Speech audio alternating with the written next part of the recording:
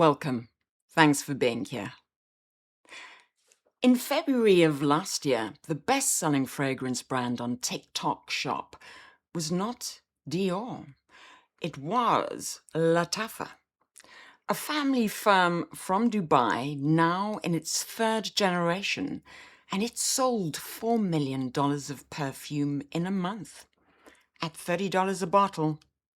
$30 lasts all day. Real cap smells, according to several million people holding phones, exactly like things that cost 300. And I should tell you where I stand before we start, because for most of my life I was a perfume snob, quietly and completely. And I believed the expensive bottle earned every penny. I could have defended that belief at length with a completely straight face. And then I found out what the price was actually buying. The oils in a bottle run a few dollars. Everything above that was a story, beautifully told. And I paid the premium for 30 years without once asking how it was made. The Dupe business worked that out years ago, which is why it skips the story and photocopies the one thing the luxury house praise you never examine, the recipe. And it sells you that alone, in a bottle, for the price of a sandwich. And so I went looking for the villains, and in fact what I found was a family factory, older than half the niche houses I worship, a New York startup that brags about running Baccarat Rouge through a lab machine, and a company in Dubai called Paris Corner, which is a name I'd like you to hold onto because the whole episode is hiding inside it. So let's think about it. You know, every book you love exists twice. There's a hardback, embossed $40 in the window. A year later comes the paperback, weightless, $9, same words. Nobody calls the paperback a forgery. Nobody stands in the Barnes and Nobles hissing that the paperback people have no respect for literature. Well, Perfume has a paperback aisle now, and it's stopped being a stall at the back of the market. It's a leaderboard. Dossier, out of New York, sells a scent labeled Inspired by Baccarat Rouge, $5.40 for $49. The original is $360 for 70 milliliters. Dossier is now the top fragrance brand at Walmart, does around 60 million a year. And this spring, a private equity firm bought most of it. The photocopier company has shareholders. Lattafa is bigger and harder to file because it's barely a dupe house. It's a real Emirati manufacturer by its own count, 2,000 products, its own factory, 3,000 staff, and some of its bottles chase famous originals. One of its biggest hits, Camera, gets shelved next to a Killian 8 times the price, even though fans admit it's a cousin rather than a photocopy. The tough is what happens when a company that already knew how to make perfume noticed the internet would advertise it for free. Paris Corner is the pure specimen based in Dubai, named after a city it's never been within 2,000 miles of, and one of its sub-brands is called Pendora Scents, which shadows Parfums de Marly down to the crest. Its Pegasium and Golden One trailing Marly's Pegasus and Godolphin. Another Emir sells its Baccarat Rouge shadow, a thing it calls Empire de la Rouge, for about $10. Not 100, 10. One warning before we go on, because the whole internet muddles this. Not everything on these shelves is a dupe. 3 quite different things sit here, and they keep getting lumped into a single word. A pure clone is a deliberate copy of one named scent. The way Paris Corner's Emir Celestial is reverse engineered from Marc-Antoine Barrois Ganymede and inspired by chases the mood of a famous perfume without copying it, its own scent in a borrowed coat. A plain original copies nothing at all. So several of these houses now make those too, and they tend to be the most interesting bottles in the shop. Keep the 3 apart, because the moment you blur them, you will call a perfume a fake when it copied no one. So there are 3 companies here, 3 postures: Dubai Scale, New York Confession, and Dubai again in a beret.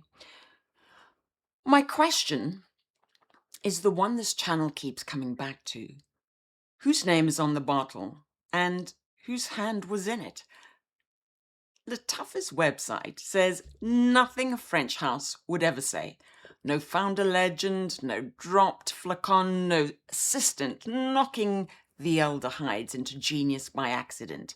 It says Lattafa is a family-run business steeped in rich Emirati heritage, now proudly in its 3rd generation, and that everything runs from product creation and design to cutting-edge R&D and in-house manufacturing.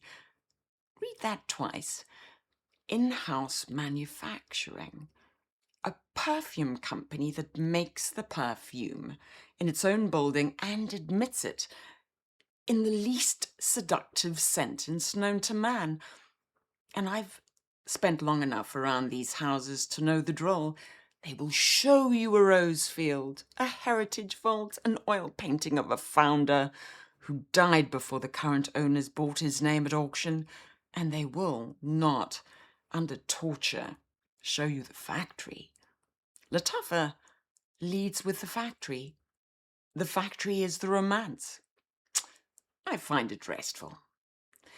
What it will not tell you across the heritage pages and the everyday bottles is who made the juice. Look for a maker and you will mostly not find one. Keep that in your pocket. It goes off like a firework later. Paris Corner is also Dubai. Its TikTok handle ends in DXB, the airport code, which is funnier than I can decently say out loud. Its copy promises the timeless allure and romance of the City of Lights. Its about page names no founder, no factory, no perfumer, no country of manufacture whatsoever. The Emir line is priced like a typo. 31 dirhams, 39, $8 to $12 for the bottle, the fans map onto Kilian and Zerjov. The brand itself never says inspired by. It never names a thing. It has thousands of unpaid strangers do that, keeping concordance on fan sites like a folk religion. One of those bottles, Emir Celestial, reaches for Marc-Antoine Barrois Ganymede, the mandarin and saffron up top, then hushed violet over Sweden woods. That dry down, almost salty. It gets close enough on a blotter to explain the pile-on of clone videos at a fraction of the Barrois price. And look at what Paris Corner actually borrowed. It went past the smell to the costume itself, the French name, the gold serif, the word, Emir doing the job the word Royale used to do. A company in Dubai selling the idea of Paris to the whole planet for $8, which is what Paris has been doing to the rest of us since 1889. So I will say the quiet part. The most successful French perfume city of the 2020s is Dubai. Dossier is the one that tells you what it's doing, and that decision is the entire company. Founded by Sergio Tash, ex-finance, launched 2019, the sales pitch sits on every page. This smells like that. Here's what you save. You're welcome. The bottles get names like paint chips, ambery saffron, woody sandalwood, as if they were awaiting sentencing. And both wear like what they are. You know, ambery saffron does a decent $49 impression of buckrat. It's got saffron and orange blossom up front, then a cleaner, sweeter base with the mineral bite filed off. A recognizable shadow rather than a twin. The catch is what arrives in the bottle. One lasts a day, the next barely lingers, and enough turn up half empty that the reviews read like a lottery draw. Woody sandalwood chases Le Labo's Santal 33. Creamy Mysore sandalwood a few hours in, warmer and earthier than the original until some afternoons. It vanishes off the skin and you reach for the bottle again. And two things about Dossier deserve the stage. First, Dossier makes no secret of the method. It stamps inspired by on every bottle and talks openly about taking the famous scent apart to rebuild it, and the trade press describing how reaches for the word the industry keeps off stage. Chromatography, the same lab tool that pulls any fragrance into its molecules before lunch. And nobody had to leak it. The autopsy is the pitch, and the pitch is the brand. Second, someone asked Tash who actually composes his perfumes. He said on the record, "We don't communicate the perfumers we work with. It's our secret sauce." Give that a second to land. The luxury house hides the formula and sells you the name. Dossier publishes the formula, prices the gap, and keeps the name a secret in a business built on the idea that nothing in perfume is owned. The single thing this brand treats as proprietary is the human being who did the work. A century of perfumers went uncredited against their will. Dossier is the first to do it on purpose. Dossier says its scents are made in grass. Which perfumers, which lab, which filling line, it will not say, and no reporter has made it. A company built on price transparency runs on total authorship blackout, and nobody blinks, because we were trained for 100 years not to ask who makes the perfume. That training is the industry's finest product. It outperforms the perfume. So who does write them? Mostly anonymous professionals, and the shape of the business tells you where they sit. Perfume at scale pours out of 5 giants. Givaudan and dsm-firmenich are the biggest of them. They compose for everyone. A brief comes in, a salaried nose writes it, somebody else's label goes on the front. That's the whole business. An independent American perfumer said the quiet part to the press this year, and I will give it to you exactly. The big companies that are making the fragrances that people are duping are also making the dupes. It's duper secretive.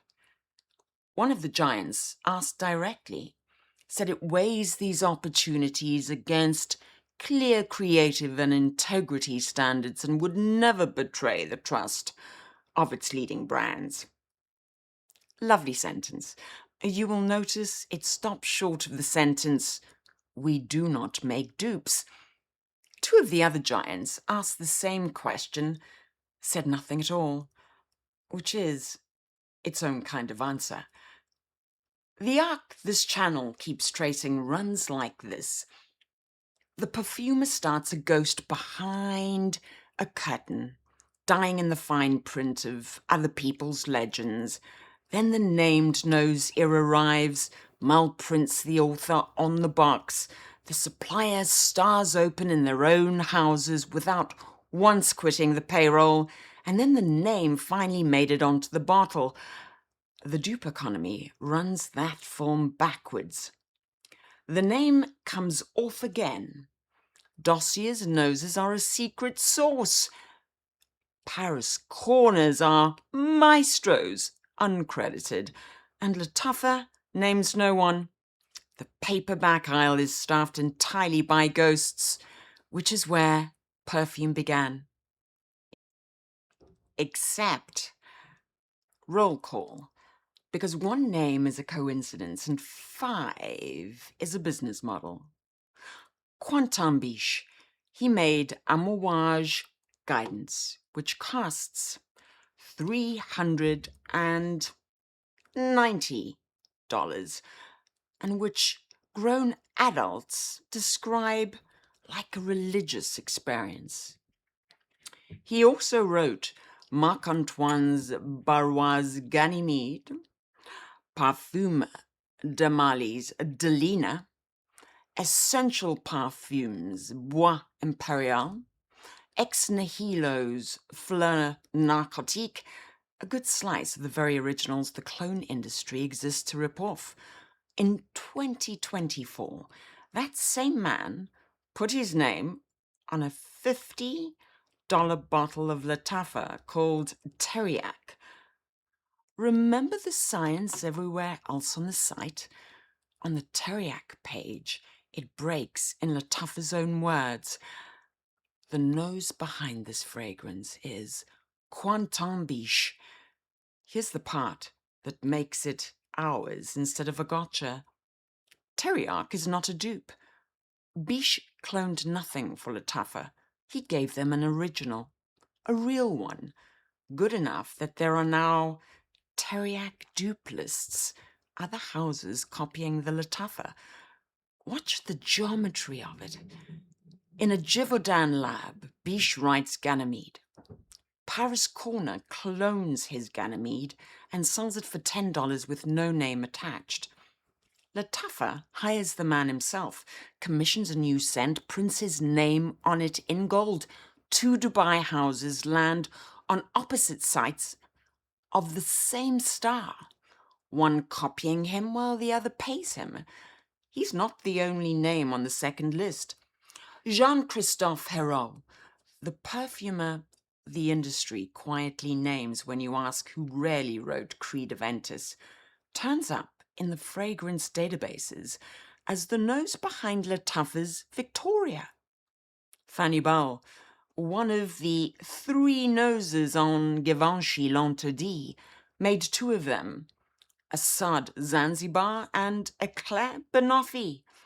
And Lucas Suzak, the nose behind Amouage Reflection Man, went and composed an actual clone, Afnan's Rare Reef, a near copy of a Louis Vuitton. It runs both ways at once. A star can be the target of the clone and the author of one inside the same year. And none of them are frauds. They're the best in the world, which is the whole point. Luxury and the dupe never fought over different talent. They stand in the same corridor, Givaudan, hiring the same hand, and the only thing that changes between the $400 bottle and the 51 is which reception desk the brief came through. So when Lattafa hires Quentin Bisch to write it an original, something bigger is going on than one more cheap bottle. This is a house climbing out of the dupe bin. It got rich photocopying, and then it did what every successful counterfeiter does once it has the money and wants the respect. It started commissioning real work and printing the author's name on the box like Frederick Mell. The paperback publisher, rich from reprinting other people's novels, has started paying good writers to write new ones. Smell it, and you forget what it cost. It opens, rough, a sharp almond and caramel blast that reads almost medicinal for the first 10 minutes. The kind of start that makes you check the receipt. And then it warms into honeyed chai and smoked leather over vanilla, a dry down, wearer's call, addictive, and it stays put most of the day. And none of it reads like a knockoff, because it is a Bisch, sold for a 50th of what his name usually costs. Nothing confirmed the promotion faster than the market beginning to bootleg Teriaq. You only get copied once you're worth copying. And here's the line that ends a dinner party. Copying a perfume is legal. It's not tolerated. It's legal nearly everywhere. On purpose. You cannot copy or copyright a scent in France, the country that invented the stuff, because its top court settled in 2013 that a smell is know-how rather than a work of authorship. The Dutch went the other way in 2006, and the industry has spent 20 years carefully not testing that anywhere it matters. Patents would work, except a patent means publishing your formula and losing it in 20 years, so nobody wants one. What guards a formula is secrecy, and secrecy ends at the door of any lab with a chromatograph. The houses know how thin the vault is. Givaudan once sued its own perfumer for carrying 600 formulas to a rival, and a jury cleared him, and the case mostly proved the trap. To show your secret was taken, you have to describe it in open court, at which point it is a secret no longer. So the war moved to names and packaging, and the big battle was L'Oreal against Bellier. Bellier sold cheap smell-alikes of Tresor and handed shops lists saying which of theirs matched which. The English court looked at it and shrugged that nobody was fooled, and nobody thought less of L'Oreal. The European court in 2009 disagreed about the lists, ruling that using the famous name to sell your copy takes unfair advantage, even when not a single customer is confused. Which is why Paris Corner never names an original and lets the fans print the concordance it legally cannot. Dossier in America, where comparative advertising has been protected since the 1960s, a shield an American court first raised over Chanel No. 5 smell-alike, cheerfully stamps "inspired by" on every bottle in Walmart. This economy runs beautifully lawyered, each capital grown into the exact shape of its local statute. So who actually sues? This is the part that gives the whole game away. Almost nobody, and never over the smell, because the smell cannot be owned. The law protects the name and the advertising, and it leaves the liquid alone, so every fragrance lawsuit you will ever read is secretly an argument about packaging, held by people who wish they were allowed to argue about perfume. Watch the recent run. Benefit sued Elf over a copied mascara and lost, the judge wading through pages on how similar the wand looked. Supergoop went after Five Below over a sunscreen. Williams-Sonoma after Quince over a comparison chart. Every one of them turned on the box. The thing inside never came up. The one fragrance case is the tell. Sol de Janeiro sued a brand called Maco Beauty, not for copying its scent, which it legally couldn't touch, but for advertising that the copy smells exactly like the original. And La Solde, the suit is aimed at the sentence rather than the smell. And look who's in the ring. A $25 body mist dragging a $12 body mist to court. The $300 houses are nowhere near the building. They have worked out that suing is the worst move on the board. Nothing can be won on the juice, and picking a fight with a dupe hands it the one thing money cannot buy, your name in its headline. Baccarat Rouge holds its price and lets Dossier sell the impression of it in every Walmart in America, while Maison François Carajan says nothing, because anything it said would be a free ad for a bottle, a tenth the price. Spare a moment for the moral high ground the prestige houses do not get to claim, because they played the same card. In 2011, LVMH built its own plant outside Paris and started making concentrate it used to buy from Givaudan and IFF. The same fact that it lets a dupe exist, that nobody owns a formula, let LVMH take its own suppliers' work in-house. Tresor, the perfume Bellier copied, was written by Sophia Grossman, the salaried IFF perfumer who never owned a syllable of it. From the Walmart end cap to Avignon Montagne, the recipe belongs to whoever is holding it, and the one person with no claim on it anywhere is the one who wrote it. None of this is new. Americans of a certain age remember designer imposters in the drugstore, the sprays selling, "If you like Giorgio, you'll love Primo," 40 years before TikTok, and the paperback aisle is as old as overpriced hardbacks. The paperbacks just got good, which raises the question the dupe would rather you skipped. If the giants don't sue, is anyone actually hurt?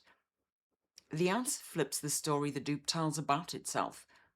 You know, the dupe sells itself as the little guy knocking the crown of luxury. On the actual giants, it lands like a flea. You wouldn't wound Dior by copying Dior, because what Dior sells is a story, and a story doesn't photocopy. Every $10 shadow works out to a $10 advertisement for the real one. The dupe turns predator one rung down at the independents, because the clone economy climbed upmarket. It got bored of designers and went after niche where the expensive smell lives and the margins run fattest. A house called Dupe carries over 1,000 interpretations, and its speciality is niche rather than Dior. The Amouage and Zerjaf end of the shelf. It sells a bottle called the Cupbearer, a straight copy of Ganymede, the signature scent of a small independent called Marc-Antoine Barrois. And that is where the damage lands, because a small independent has no empire behind it. Barrois can't absorb the hit the way LVMH can, and it has no century of myth to fall back on. Its whole value is the smell, which is the one thing the dupe can take. The critic Micheli put it best about Baccarat itself. Once everyone starts wearing a perfume, no one wants to wear that perfume. And by every account, Baccarat kept selling. What they stripped out was the exclusivity that was the whole product, until a scent bought at $300 for the privilege of being rare was on every third wrist for 10. The dupe economy runs quietly regressive. It cannot hurt Goliath, it names in the marketing, and it can genuinely bleed the David it never names. The small house whose signature accord gets photocopied for the price of a sandwich. The dupe's real victim was the independent all along. The twist keeps even this honest. Dupe sells originals of its own now and blends. Even the 1,000-cent copy shop has started to write. Everybody in this story ends up running the same play. Copy your way in and then buy your way up. Now, the hardest job on this channel, which is defending the $390 bottle, because until you know why you reach for it, the dupe stays a price rather than a mirror. Start with the fact that ruins everyone's afternoon. Blind. People cannot reliably tell the expensive perfume from the cheap one. Take the label off and the link between price and pleasure collapses. And that tells you nothing about perfume and quite a lot about brains. A famous wine study put people in a scanner, poured the same wine twice, and said one glass cost $90 and the other $10, and the $90 pour lit the pleasure center harder. Same wine. The price went into the tasting. The brain drank the number. When I swear I can smell the difference between my expensive bottle and its cheap cousin, I am telling the truth. And part of what I'm smelling is the money. The price is an ingredient, a top note. It evaporates the second you learn what the next or the thing next to it costs, which is the service the dupe performs for free, whether you wanted it or not. And here is the part nobody says at the counter. A good deal of what makes an expensive perfume desirable is the expense. Take the price away, and half of the longing leaves with it. We like to believe we have taste, and mostly we have a price tag, so we've trained ourselves to find it beautiful. Taste, looked at squarely, is a bouncer. It is how the people who are already inside let each other know they are inside without ever saying it out loud. Knowing that Baccarat is the good one and Emir is the giveaway is a password. It tells the room you belong in it. The dupe forges the password. It lets the wrong person walk in smelling exactly like the right one, and the whole game at the door only works while that stays impossible, which is why the dupe gets resented, most precisely when it works best. Which is why the dupe enrages the people it should delight, and the angriest are always the ones who paid full price. This is less about money than about pride. If a $30 bottle is 90% of my $395 one, then what I really bought was a flattering story about myself, and nobody enjoys finding out they paid a $270 premium for a feeling. So the mind rushes to defend the receipt. It calls the dupe cheap and the wearer a fraud. The contempt is really the sound of somebody protecting a purchase from themselves. One piece of the markup is real and tender, and the house deserves no credit for it. We buy meaning as much as liquid. The scent your mother wore, the one you had on the night everything changed. Proust even got 7 volumes out of the fact that a smell hands you back a decade, and no machine copies the decade. Pay $390 and you are sometimes quietly buying back a version of yourself. Nothing stupid about that. It's just being a person. The dupe matches the molecules and never touches the memory, and the memory was the part you bought. But enough romance. Here is the one hard fact that survives all of it, because sometimes the dupe genuinely cannot reach the original, and the real reason is chemistry. The big houses do more than sell perfume. They invent molecules, patent them, and keep them. The trade calls these captives. A captive is a smell exactly one company on earth is allowed to use, as long as the patent holds. The closest thing perfume has to a spell nobody else can cast. So when a great modern scent is built on a captive, the dupe hits a wall the chromatograph can't climb. The lab reads the molecule perfectly and still cannot buy it. It reaches for the nearest legal substitute, which is why so many dupes are gorgeous for an hour and then go slightly wrong, like a wedding band that nailed the verse and hasn't got the pedal for the chorus. That missing pedal is the one captive the copy was never allowed to plug in. That part is real. That is the juice rather than the story. And then the twist, because it is us. The captive expires, the patent lapses, and the moment it does, every rival builds its own renamed version. The molecule that made an original untouchable in 2015 turns into a commodity with 6 trade names by 2025, sitting in the same catalogue the dupe orders from. The spell becomes a generic. Worse for anyone hoping the captive defends the price. Remember whose hand is in the copy. The houses that own the captives are, by their own perfumers' admission, making the dupes. The molecule the giant withholds from you at $300 gets deployed against itself at $30 the day the exclusivity ends, and the second contract pays better. The captive works as the supplier's inventory, rented to the original first and the copy second, which answers the question people ask about these bottles. Are the palettes really that alike?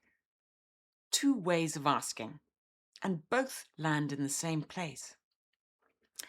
When a clone chases an original, the palettes converge on purpose. The same skeleton with a substitute where the captive should be. When Bisch builds a $30 original for Lattafa, it shares a signature with his $400 work because the same hand is reaching into the same Givaudan drawer both times. Same painter, same pigments, smaller budget for the gold leaf. Both roads lead to the same building, where one palette serves the $395 bottle, the $30 original and the $10 clone, and the only variable is which door the brief came through. And here's the thing nobody selling perfume on TikTok could get around. You can't smell a screen. Every other product can be shown doing its job.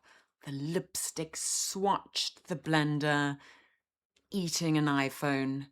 Perfume works entirely in the one sense a phone can't transmit.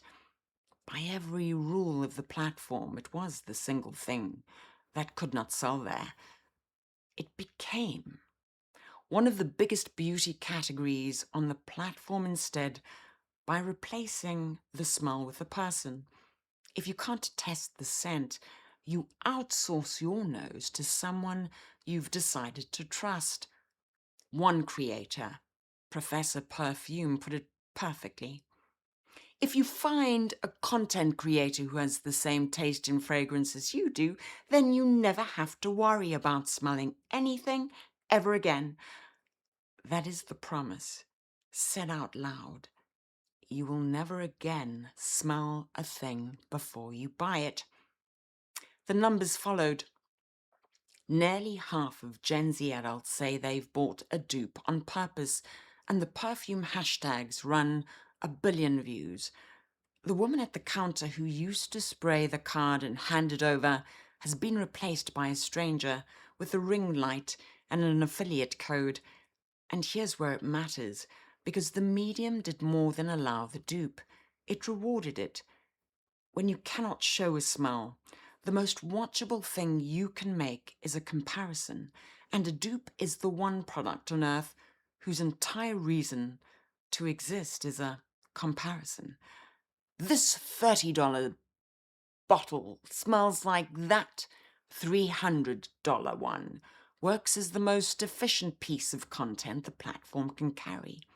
A before and an after with the price tag stapled on, and it travels the way a luxury ad never will, because a luxury ad asks you to yearn while a dupe video hands you a scorecard. Dossier built a whole company on it. Thousands of creators, its messaging described in a Shopify case study as centered around product comparison and lifestyle. The Dossier comparison is the whole product. The accident underneath all of this is almost funny.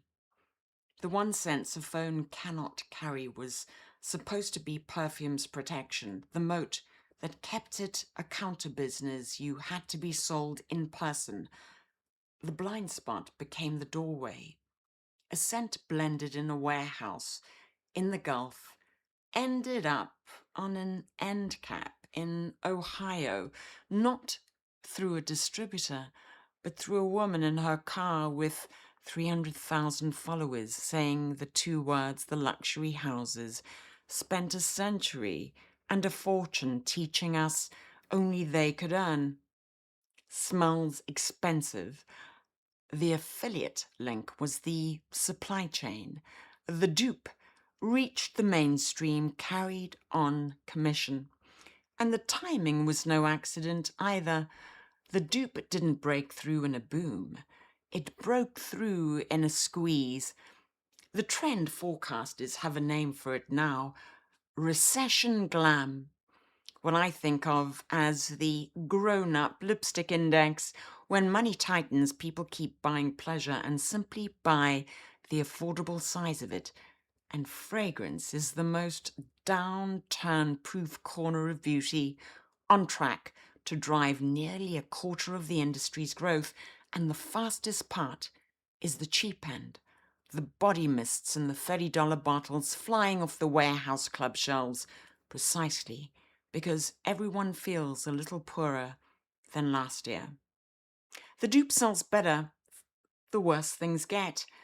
It's the little treat. You buy the month, you cancel the big one. And we've given a whole other episode to what that treat is quietly doing to us. The squeeze is also how the shame wore off. A dupe stops being embarrassing the moment it's sitting on the end cap at CVS between vitamins and the reading glasses, and everyone's cousin owns one. When a whole country trades down at once, trading down turns from a confession into common sense. The dupe never argued its way into respectability. The Economy wrote it a permission slip, which brings the question everyone is really asking. Now that Dossier has private equity and Lattafa has Quentin Bisch, is the dupe becoming respectable? Well, the word is hiding 2 different things. The first is that the respectability is one you earn. So Lattafa hiring a Givaudan star and printing his name on the box is the move of the new money kid who makes a fortune and then buys the art collection, hoping the old families finally invite him to dinner. The second force is bigger, and it runs the other way. The dupe never really earned its seat at the Western table. The table got dragged over to where the money was. Dossier sits in Walmart with a private equity backer. Finery was never a scrappy insurgent, an independent incubator bolted for Target's own shelves. Sol de Janeiro, a dupe of nothing that now plays the establishment, is out there suing its own dupers. The mall opened its own souk counter the moment it smelled the margin in one. The sting hides inside the good news. The moment the dupe becomes respectable, it stops being subversive and becomes the industry. Dossier answers to shareholders. Lattafa hires the same noses Dior does. It's the oldest arc there is, the rebel absorbed, punk gone to Gap. The thing that made the dupe honest was selling you the smell with no story attached. Respectability is the dupe spending its winnings on the exact thing it once exposed as the con. Lattafa is buying a story the named knows, and Dossier is buying a mystique.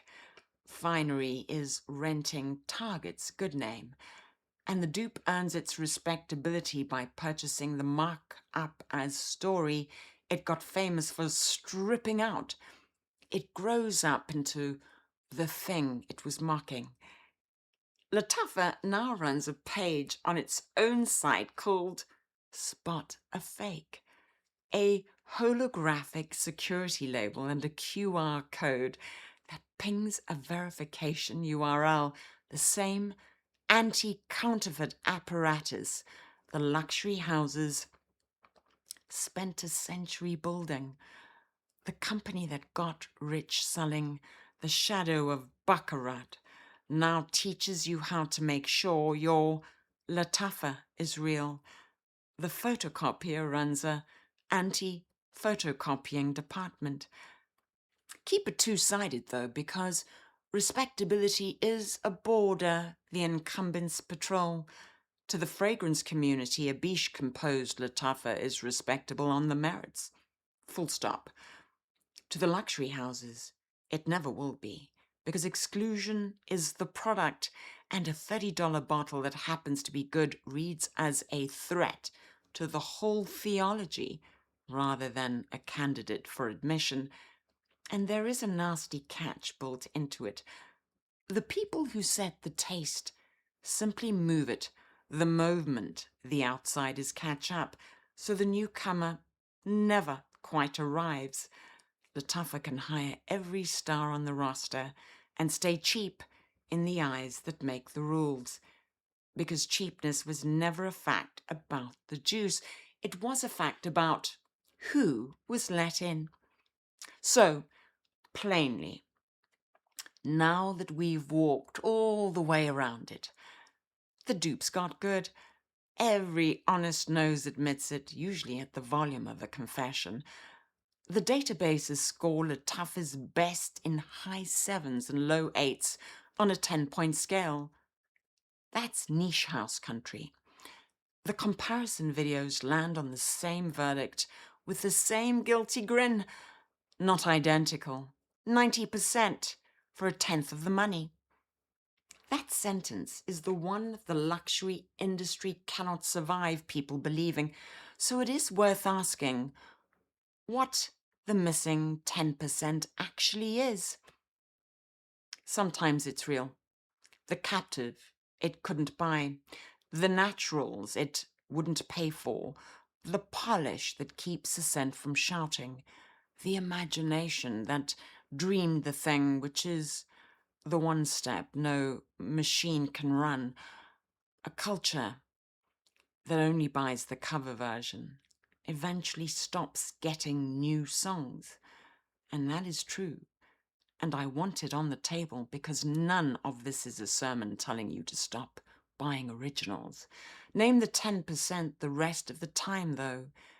It is the box, the ad, with the actress on the yacht. It is the story, and I am the last woman on earth entitled to stare or sneer at the story, because I've bought it over and over with my eyes open. A perfume is a dream you wear on your skin. The originals sell you the dream. The dupe hands back only the smell the dream leaves on skin and asks whether that was the part you actually wanted. That question, on a shelf in Walmart at $30, is the most subversive object in modern retail. The market already answered it in a way nobody upstairs enjoys. The dupes themselves are now duped. Sol de Janeiro's Charosa, $25 mists, and the single most complimented thing I own, has grown its own clone industry, with one seller moving over 120,000 units of the copy. There are dupes of dupes now, a hall of mirrors with no original wall left standing, and it was Sol de Janeiro at $25 that sued, while Kering and LVMH at $300 mostly did not, because the cheap brand is the only one whose margin is genuinely made of perfume. And here's the finding. The dupe is luxury perfume with one layer peeled off, and the industry's terror was never that the copy smells wrong. The terror is that the copy is the answer key. For 100 years, the same exam has asked what a bottle is worth and marked our answers against a rubric locked in grass. The paperback aisle photocopied the rubric, taped it to the window. $300, it says, and underneath, in small clear type, 30 of this is perfume. Answer a few questions about what you like and how you see yourself, and a bottle comes back. That is, the site swears, unlike anything on anyone else's skin. No counter, no perfumer, just you, handed to a machine and returned. As a smell, the old surcharge on being unusual, quietly waived. This is already for sale, and it is where every thread tonight has been heading. Give me one more minute, because the story runs on past this point to the place where it stops needing us. Everything you watch tonight still runs on a person. Somebody reads the original on a machine, and somebody with a trained nose sits and rebuilds it by hand for less. That second somebody is on the way out. A lab called Osmo has already shown a machine that smells a scent, turns it into a point on a map, its AI built, of what molecules smell like, and hands the recipe to a robot that mixes the copy. It needs the smell and rebuilds it with no nose in the room. The chromatograph gave us the ingredient list 40 years ago. The machine has finally learned to cook from it. Once a machine can build any smell, it can build you your own, which is what that quiz is. An algorithm minting a scent out of 500 billion combinations. One bottle yours. Because everybody was handed a bespoke one. Uniqueness stops being the tax you pay at the top of the shop and turns into the free gift at the bottom. Look hard at what that bottle actually is. The ingredients are real enough. It also came out of the same 500 billion combinations off the same machine as every other uniquely yours bottle on the site. A factory pressing out sameness, and each one calling each copy one of a kind. The machine cannot even make you unique without first working out who you resemble, sorting you in with everyone like you before it can flatter you. You're one of a turn, or one of one turns out to be your segment of a million wearing a serial number, and the true self it sold you was really a guess about everyone who answered the quiz the way you did, which leaves the one thing the machine cannot mint, the thing we opened with. A person, a human being who sat in a room and imagined a smell that copied nothing, the way Quentin Bisch imagined the one Lattafa sells for $50 and the one Amouage sells for nearly $400. Once the copy becomes a button you press, the only luxury left standing is the hand that made the thing worth copying. The perfumer spent a century with no name on the bottle. He may turn out to be the last name on it that means anything. Follow the arc. It's shorter than it looks. The small was never ownable, so it went free, and the story got photocopied into a dupe. Now, even the uniqueness has been handed to an app. The one thing nobody has worked out how to fake is the person who dreamed the small to begin with, which is, if you've been keeping score all night, the exact thing this industry spent 100 years swearing didn't matter. Nobody sponsored this episode, by the way, and no affiliate link is lurking below, and no dupe house sent me a parcel. And so if this is how you like perfume talked about, subscribe. You're clearly the sort of person who reads the small print on the answer key, which is the whole job here.